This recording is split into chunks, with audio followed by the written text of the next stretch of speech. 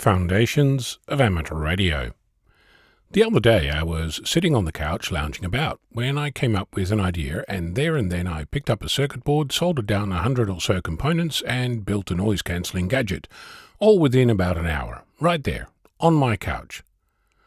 Yeah, that didn't happen. Least of all, my soldering skills are not up to scratch, never mind the couch.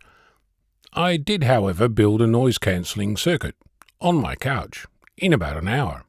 But no soldering iron was hurt and the room didn't smell of chicken afterwards. Instead, I used GNU Radio to put together a series of blocks that allow me to apply noise cancelling to a signal. How does this work? Well, imagine a signal mixed together with the negative version of that signal. Think of it as swapping positive and negative, if you like. If you mix two identical signals together, one of them inverted, you end up with nothing, because they cancel each other out. Where one is high, the other is opposite and low, and vice versa. Mix a high signal with a low signal, you end up halfway. If they're the same but opposite, halfway is zero. Hearing nothing is not helpful, but what if the two signals were slightly different? Let's say one is connected to a proper 10-meter antenna and the other is connected to an antenna that picks up local noise. We'll call the antenna on 10 meters the signal, and the local noise antenna the noise. If you mix these together, you end up with a signal and noise combined. But if you invert the noise signal, you can at least theoretically filter out the noise that's common to both antennas. Now, I did say theoretically, and that's because while it sounds simple, it's far from it. Unless you have a special radio, the two signals are not coming from the same device and won't really be identical where it matters. For example, let's call it the volume or gain of one might be higher than the other. One might arrive slightly later than the other if the coax isn't the same length or the electronics in both radios are different. There are other things too, but let's just stay with this for a moment. You could amplify or attenuate one or both signals to make them the same or similar levels. You could change the phase. Think of it as the time when a signal starts and synchronize the two signals in time manually. Of course, whilst you're doing this inside GNU Radio, the computer is doing some serious math, which takes time to make these changes, which introduces further delays you'll also need to account for. Building it was simple. Testing it, much less so.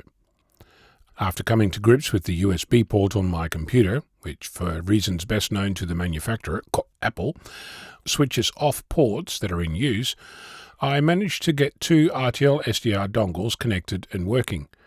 This involved removing GNU Radio, which was installed using a tool called Homebrew, then installing it instead using Radio Conda, twice, since the first time the installer failed with an error.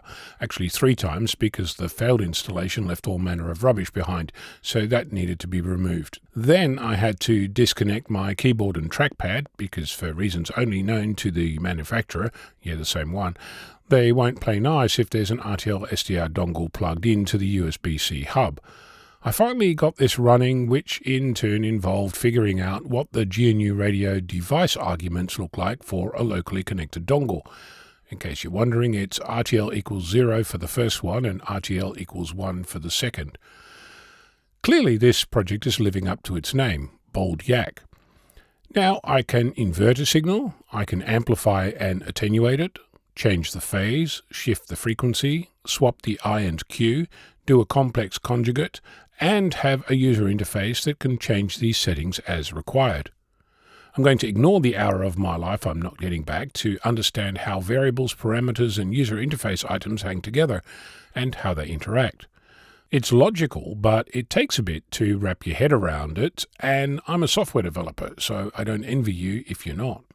Anyway, I tuned to a local FM broadcast radio station and couldn't make any noise go away. I then discovered that my noise antenna was picking up the station just fine, so that didn't help. Then I swapped radios. Actually, I just swapped the 0 and the 1 in the device argument fields and tried again. In the process, I discovered how you can create a so-called hierarchical block in GNU Radio, and, to my delight, also discovered that there is one that can have a user interface. So I can make a standalone block that has a user interface that I can use in another project, which is how I intend Bold Yak to function. So, changing stations, I could finally hear noise, but still no reduction. Then I realized that I was using FM, not single sideband, so I started hunting for an SSB decoder, but had to abandon ship to go and do life. Overnight, I realized that if everything went to plan, the two FM signals should have cancelled each other out, making silence, which they didn't, despite my efforts.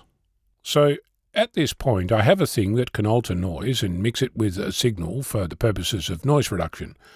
That it doesn't work is potentially because I have not enough range in my adjustments, or too much range with not enough steps. Just as likely, it's because I'm missing some fundamental understanding somewhere. If you have any documentation I should read, please don't be shy. As life adventures go, I'm hooked, but it's not without shaving yaks, bold or otherwise. I'm Ono, Victor Kilo 6, Foxtrot Lima Alpha Bravo.